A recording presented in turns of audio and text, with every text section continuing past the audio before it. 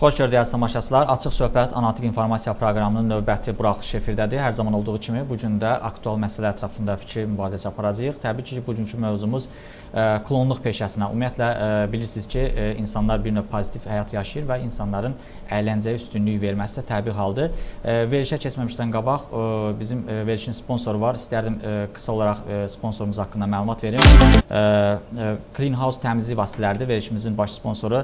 Burada siz asanlıqla cibinizə uyğun və münasib qiymətə təmizlik vasitələri olan döşəmə və şüşə təmizləyiciləri, rəng qoruyucular, ağarıcı vasitələr, yuyucu tozlar, qab yuyucu vasitələri, mebel təmizləyici vasitələr və bu kimi digər məhsulları asanlıqla əldə edə bilərsiniz. Eləcə də yüksək qalıcılığı ilə hər zövqə uyğun olan premium ətirlər də burada sizə təqdim oluna bilər. Bir sözlə təmizlik və gigiyena üçün lazım olan hər şey bir ünvandadır. Əlaqə nömrələrini sizlərin diqqətinə çatdırıram. 070 256 23 88.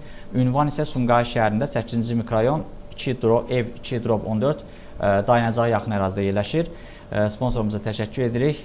Mövzumuz isə bugünkü mövzumuz klonluq peşəsinə, verilişin əvvəlində qeyd etdiyim kimi klonluq peşəsinə həsr olunub. Ümumiyyətlə bəziləri klonların bir növ əyləncə kimi onları güldürdüyünü, pozitiv həyat yaşatdığını, digərləri isə qorxulu anlar kimi onlara təqdim olunduğunu qələmə verirlər. Bu mövzulara aydın gətirmək üçün studiyamızın qonağı var. Qonağımız hamımızın tanıdığı, demək olar ki, istər sosial şəbəkələrdən, istərsə də televiziyalardan gördüyümüz Aqusha ləqəbli klon animatorumuz olan Ağa Piriyev bizimlə birgədir. Ağa bəyəm, xoş gəlmişsiniz, xoş gördük sizi.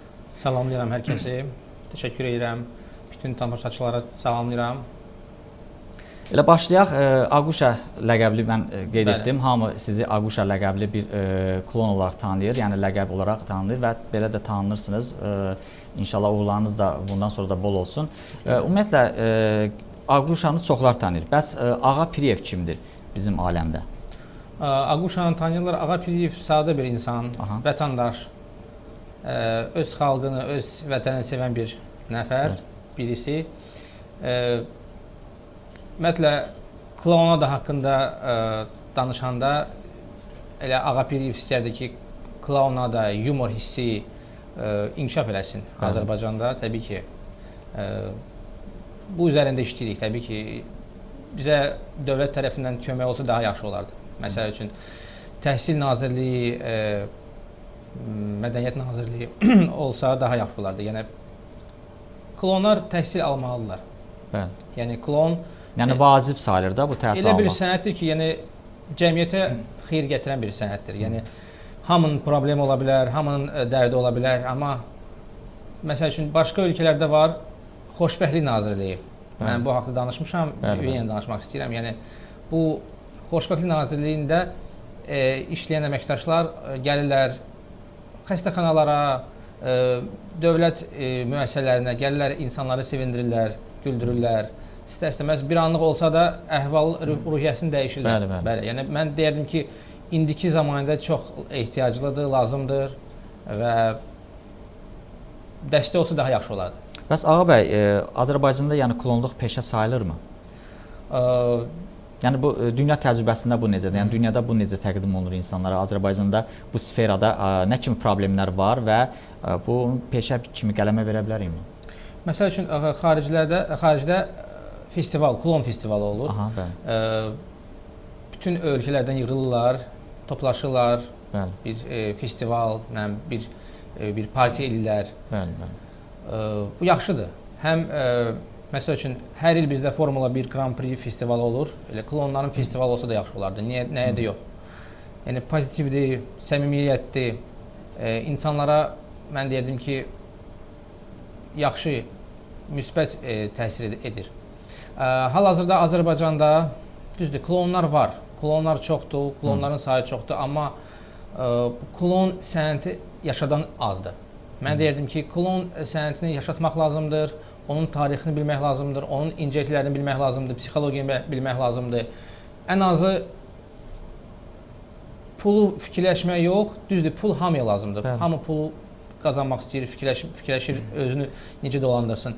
Amma təhsil öz üzərində işləmək lazımdır, bəli, təbii ki. Hal-hazırda Azərbaycanda çox zəif haldadır və klonların təsiri, yəni klon deyəndə insan ilk fikrə nə gəlir? Klon yəni biraz yüngül təbiətli bir şəxsdir.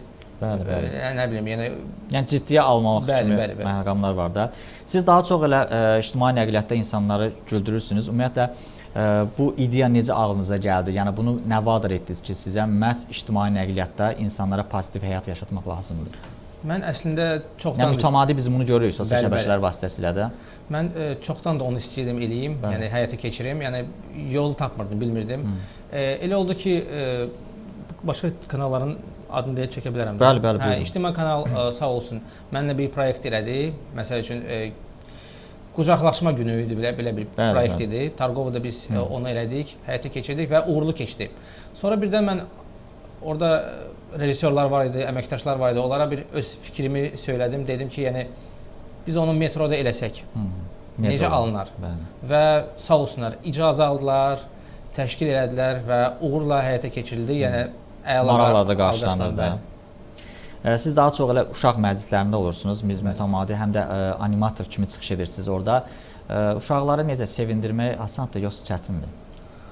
Yəni bəzən kaprizlər olur uşaqlar arasında da. Təbii ki, yəni onları necə ələ ala bilirsiniz?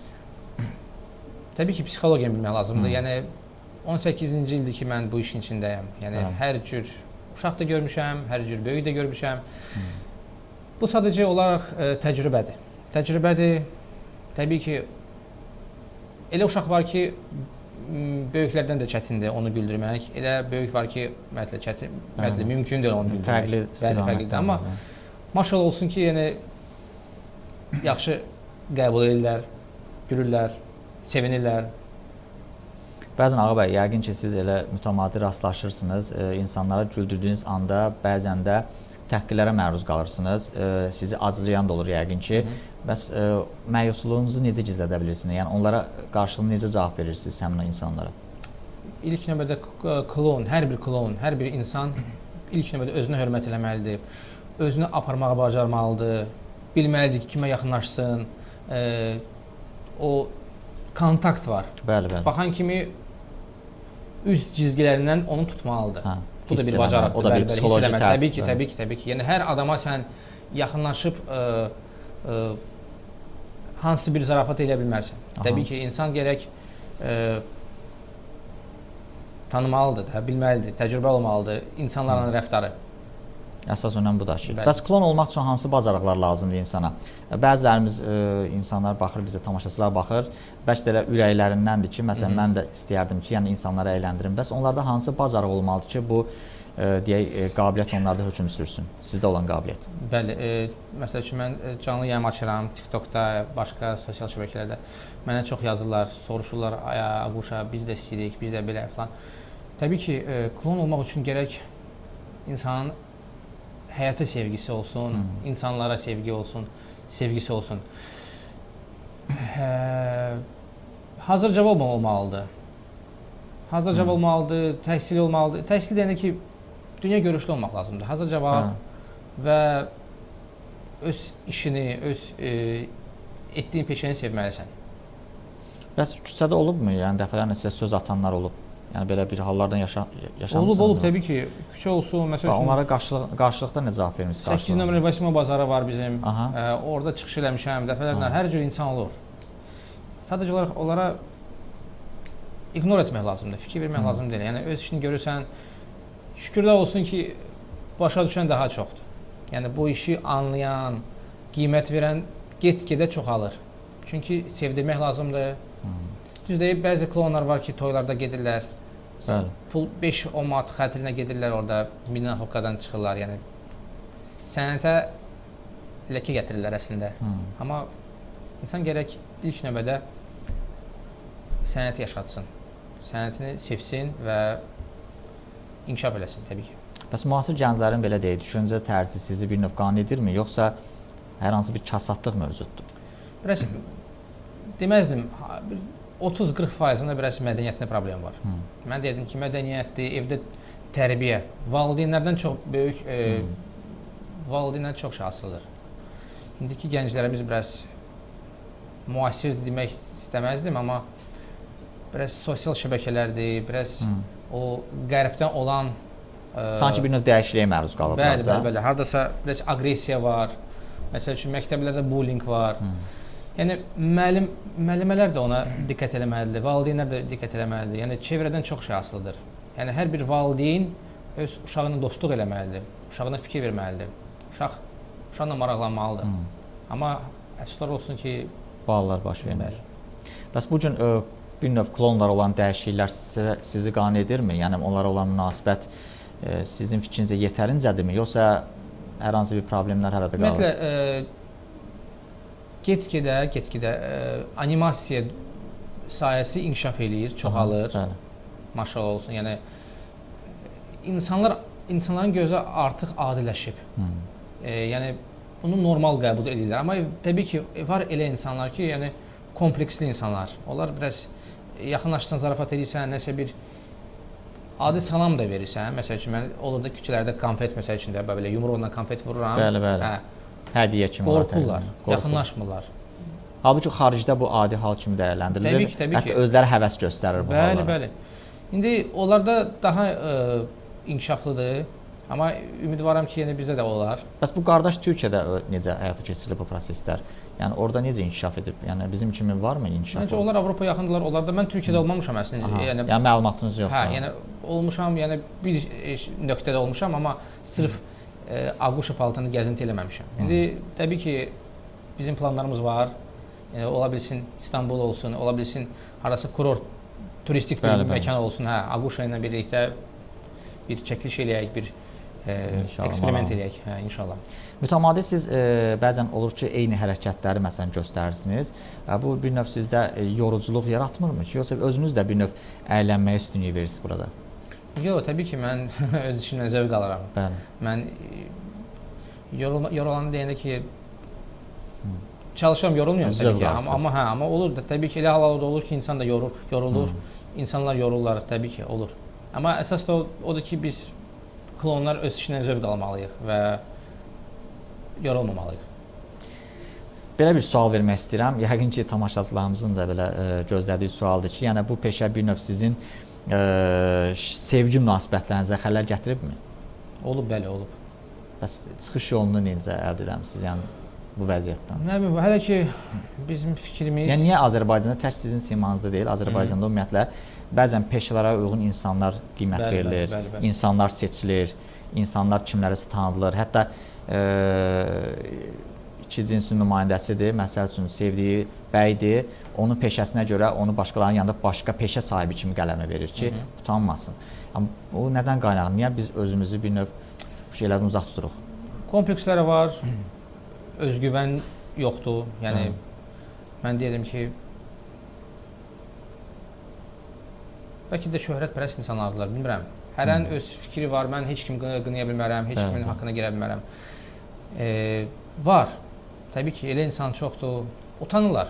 Mən deyirəm ki, bunu qəbul eləmək deyəndə ki, hələ tam formalaşmayıb da, bu klonun peşəsi tam oturmayıb. Ay, filan kəsin atası belədir, filan kəsin oğlu belədir, filan kəsin yoldaşı bu işdə işləyir. Var, çünki o köhnə düşüncəli insanlar çoxdur. Hələ də qalmaqdadır. Bəli. Yəni, mən deyirdim ki, o insanlar travmalı insanlardır, kompleksli insanlardır, hər şey ola bilər. Valideynlərdən çox asılıdır, valideyn qəbul eləsə, təbii ki, uşaq da, övlad da qəbul elər. Yəni, onlardan çox şey asılıdır. Amma bizim cəmiyyətdə hələ formalaşmayıb bu peşə, bu sənət. Yəqin ki, elə tamaşaçılarımız üçün maraqlıdır ki, sizin işləndiyiniz müddətdə nə kimi maraqlı hadisə baş verib, yəni bizim üçün də maraqlı olar ki, yəni onu danışmaq istəsəz bizim üçün yəni işlərdir. Nə kimi maraqlı, qeyri-adi bir hadisə baş verib bu müddət ərzində? 2018-ci ildə Dubaydaydım. Elə getmişdim Dubay Mola, klon paltarında çəkiliş eləməyə. YouTube-da var. Bəli. Məni həbs elədilər, həbs eləmək istədilər, apardılar məni bölməyə. Nə qədər imkan çalışdım ki, deyim ki, mən blogerəm, səyahətçiyəm, beləyəm, filan beşməkanam, youtuberəm. Yəni, əhəmiyyət vermədilər. Sən bilirdin hara gəlirsən, dedilər mənə.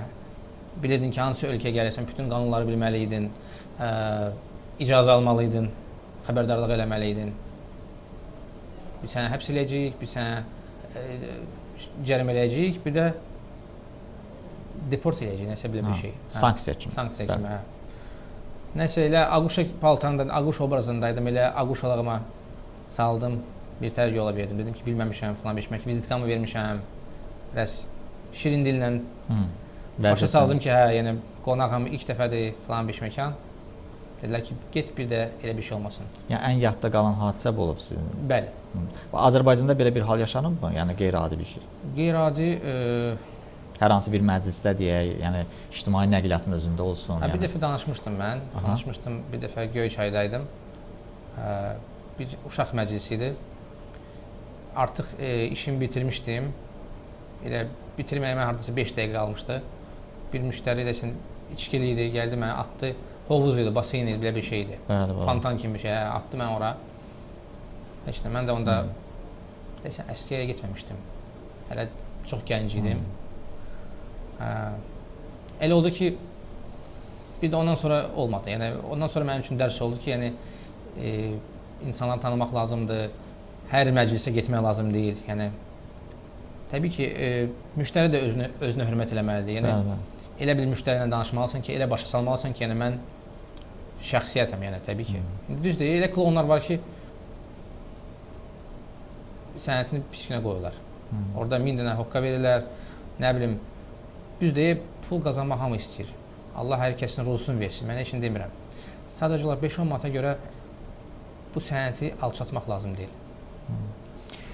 Bir qədər əvvəl biz ictimai nəqliyyatı metroda sizin yeni layihə kimi, yəni insanları güldürməyinizdən danışdıq. Bəziləri də olur ki, insanlar da kənardan baxır, gülməyə üstünlük vermir. Əksinə lağ mənasında öz aralığında danışır ki, bu nə gündədir, məsələn, özünü nə günə qoyub. Yəni belə olan tədisi yəqin ki, onları görürsünüz qıraqdan kənardan. Necə reaksiya verirsiniz yəni? Mən reaksiya vermirəm. Mən sadəcə baxıram, izləyirəm, mütəhilə edirəm. Araşdırırsınız. Bəli. İnsanlar da yəqin ki, hardasa öz emosiyalarını göstərməyə utanırlar. O da hansısa, ümumiyyətlə, bizdə cəmiyyət, mən deyirəm ki, cəmiyyətimizin yarısı kompleksin içindədir. Travmalıdır. Bəli. Sanki fikirlidir. Bəli. Yəni, özgüvən yoxdur. Ümumiyyətlə, bu peşənin qazancı nə qədərdir? Yəni klon olmağa dəyərmi? Valla inansız, əvvəl klonlar az idi.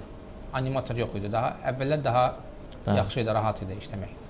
İndi maşallah olsun, animatorlar da var, şirkətlər də var, bəli. Hər cür personaj da var, klonlar da çoxalıb. Yəni, əvvəlki kimi deyil. Amma yenə də insan gərək sənəti yaşatsın, ada işləsin, ad da sənə inşallah çörək qazanar. Ağa bəy, siz ümumiyyətlə iş prosesinə başlayarkən hazırlıqlar görürsünüz. Üstəlik də bu hazırlıqlardan biri də öz danışığınızı bir növ dəyişib, səs dilləriniz dəyişib, klon dilində danışırsınız insanlarla.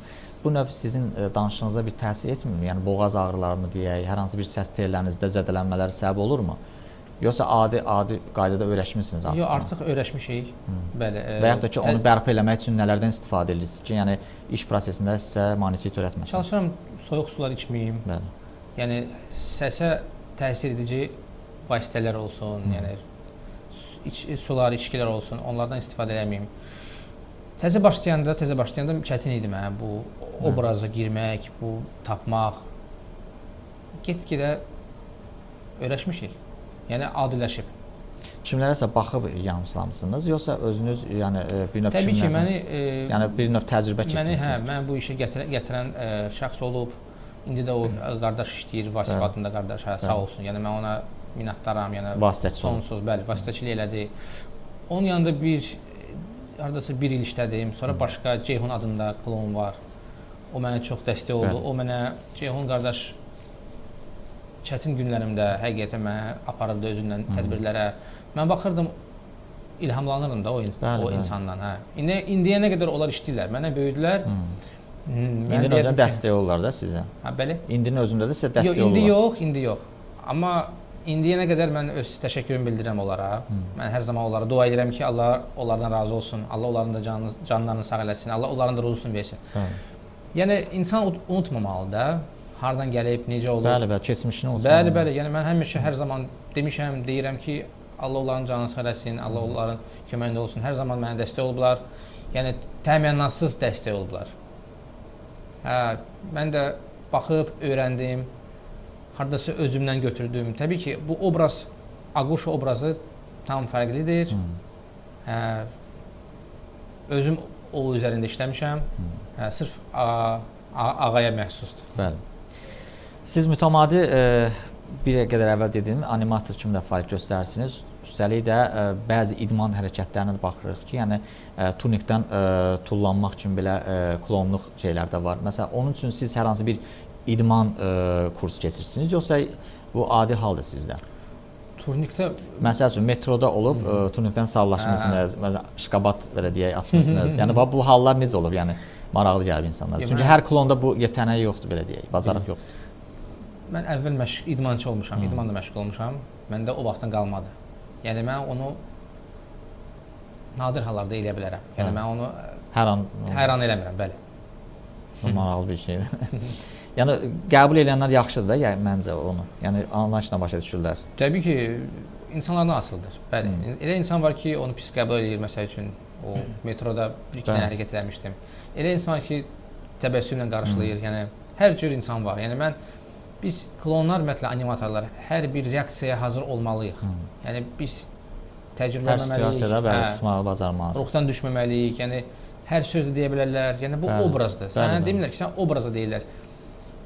Yəni sənin işin insanları əyləndirmək, güldürməkdir. Yəni təbii ki, elə bir çıxış eləməlisən ki, elə bir performans eləməlisən ki, yəni orada heç kim inciməsin. Razı qalsın. Bəli. Mütəmadi siz hazırlaşarkən qrimdən istifadə edirsiniz. Yəni bəs onu ayırdığınız vaxt nə qədər çəkir? Yəni hər hansı bir məclisə gedirsiniz və siz qrim olmalısınız ki, yəni vaxtına çatasınız. Onu necə həyata keçirirsiniz?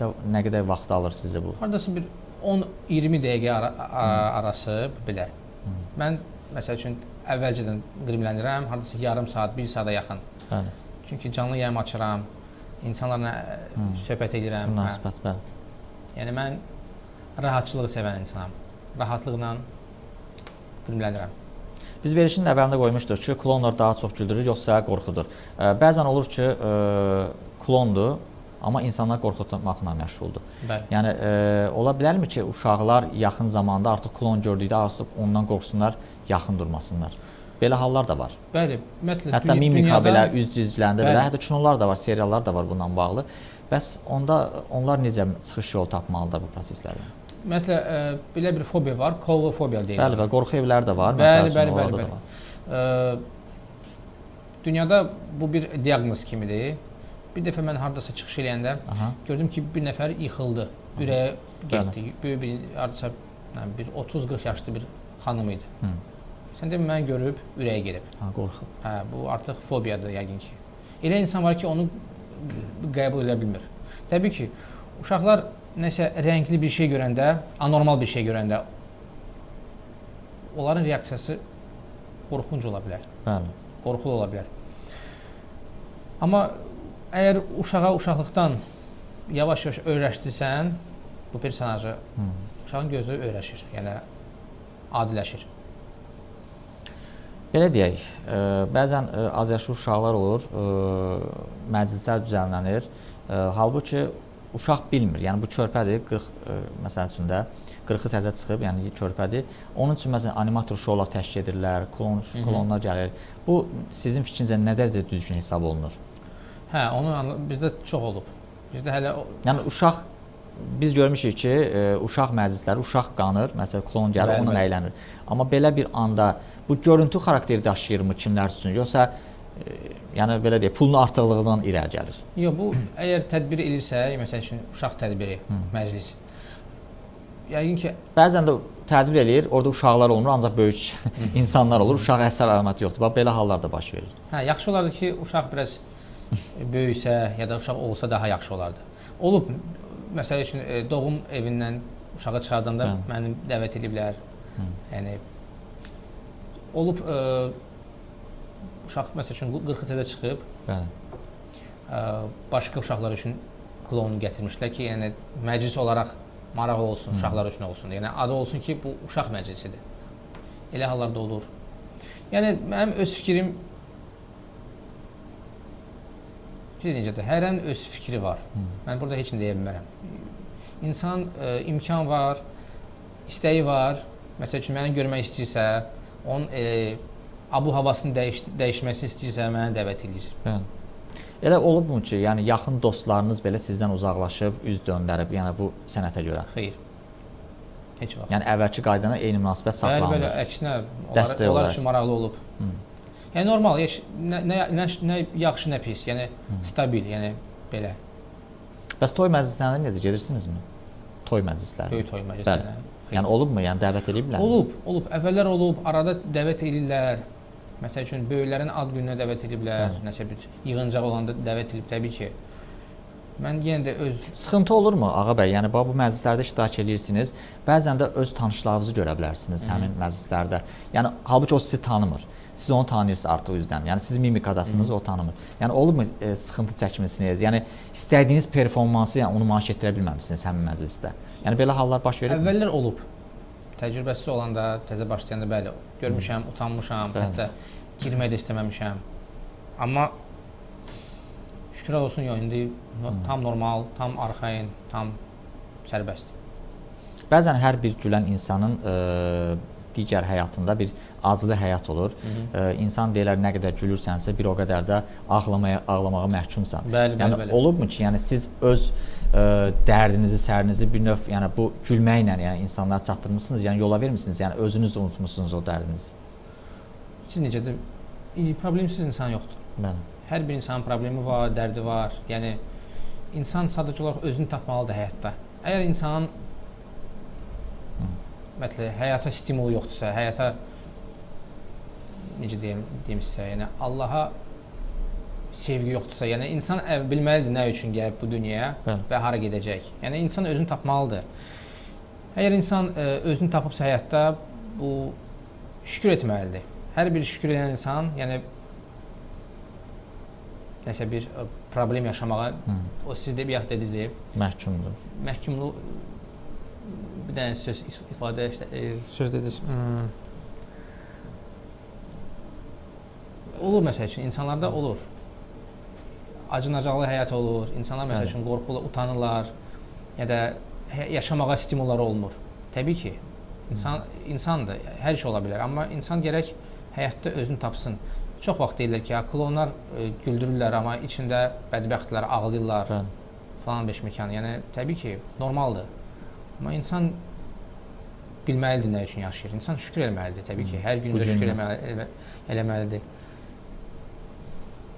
Gələcəklə bağlı planlarınız nədən ibarətdir? Yəni varmı, yəni ki, mən irəli zamanlarda məsələn məhz bunu etməliyəm, qarşıma bu məqsədi qoymuşam. Yoxsa hələ bu barədə düşünməmisiniz? Yox, düşünürəm təbii ki. Bu sənəti Azərbaycanda mən deyirəm ki, beynəlxalq səviyyəyə çatdırım. Düzdür, indi YouTube kanalım var. Bəli. 1 milyon 100 izləyicim var, 100 min. Bəli. Ən çox xaricilər baxır mənə, dəstək olurlar. Mən istədim ki, nəsə bir böyük bir layihə eləyim, festival eləyim. Təbii ki, yenə deyirəm, Təhsil Nazirliyi mənə dəstək olsun, Mədəniyyət Nazirliyi mənə dəstək olsun. Bəhram müəllimlə biz danışmışdıq o vaxtı canlı yayımda. Bəhram müəllim Bağırzadə mənə söz vermişdi ki, mən sənə dəstək olaram. Mən sənə dəstək olaram. Lazımdırsa Təhsil Nazirliyi, lazımdırsa Mədəniyyət Nazirliyini danışaram, nəsə bir məktəb, klon məktəbi açaq. Təbii ki, lazımdır. Bizim cəmiyyətə mütləq lazımdır. Gənc və yeniyetmələrə nə tövsiyə edərdiniz, Ağa bəy? Ümumiyyətlə, mütəmadi ilə gənclərin içərisindəsiniz, siz özünüz də bir gənc olaraq. Onlara nə tövsiyə eləyərdiniz? Mən onlara tövsiyə edirdim ki, valideynlərini sevsinlər, valideynlərin qulaq assınlar, mədəni olsunlar, tərbiyəli olsunlar, cəmiyyətə xeyir gətirən olsun. Klon olmaq istəyən, yoxsa ümumiyyətlə gənclərə? Ümumiyyətlə, gənclərə tövsiyəniz nədən ibarətdir? Yəni, təhsil alsınlar. Əsas təhsildir də. Bəli, təhsildir, dünya görüşünü artsınlar, biraz özlərində işləsinlər, inkişaf eləmək lazımdır, bəli. Tamaşaçılarımıza hər hansı bir sözünüz, çağırışınız varmı? tamaşaçılara. Allah bizim xalqımızı qorusun. Allah bizi xoşbəxt eləsin. Yəni pozitiv düşünmək lazımdır ki, pozitiv olsun. Həyatı sevmək lazımdır. Hamımız bu dünyada qonağıq. İnşallah ki, yaxşı olar hər şey. Allah mənim izləyicilərimi salamat eləsin. Bütün xalqımı sevirəm və uğurlar arzu edirəm. Biz də sizə təşəkkürümüzü bildiririk ki, dəvətimizi qəbul edib studiyamıza gəldiniz, suallarımız ətrafında doğru məlumat verdiniz. Minnətdarıq sizə. Mən bir daha tamaşaçılarımızın diqqətinə çatdırım ki, verilişimizin bugünkü qonağı hamımızın tanıdığımız Aquşa ləqəbli Ağa Piriyev bizim qonağımız idi. Eləcə də Ağa Piriyev həm də klon animator kimi fəaliyyət göstərir. Yəni onu yəqin tanıyırsınız. Verilişimizin sponsoru isə Clean House təmizlik vasitələri idi. Bizdən bu qədər. Sağ olun, salamat qalın.